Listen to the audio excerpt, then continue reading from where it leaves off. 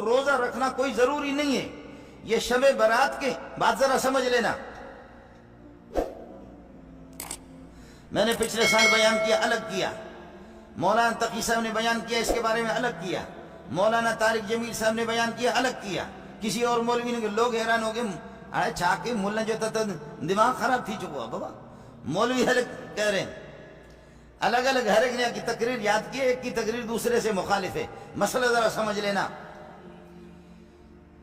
شب برات 15ویں کی رات اور 15ویں کا دن کو روزہ رکھنا یہ اس رات کی سنتوں میں سے نہیں ہے.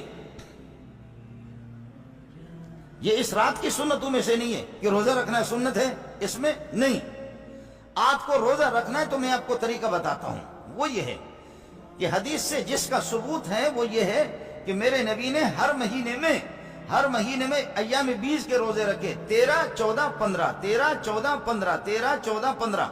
آپ کو روزہ رکھنا ہے تو ایام 20 کی سنت سمجھ کر کے روزہ رکھ لیں.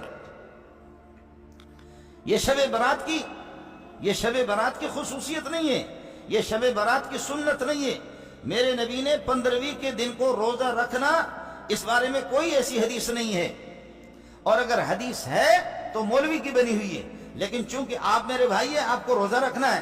بھائی آپ کو کندھاری انار کھانا ہے نا، ٹھیک ہے، مقصد ہے کندھاری انار آپ کو کھانا ہے تو کندھار جانے کی ضرورت کیا ہے؟ میں سبزی منڈی سے لے کر آپ کو دے دوں گا.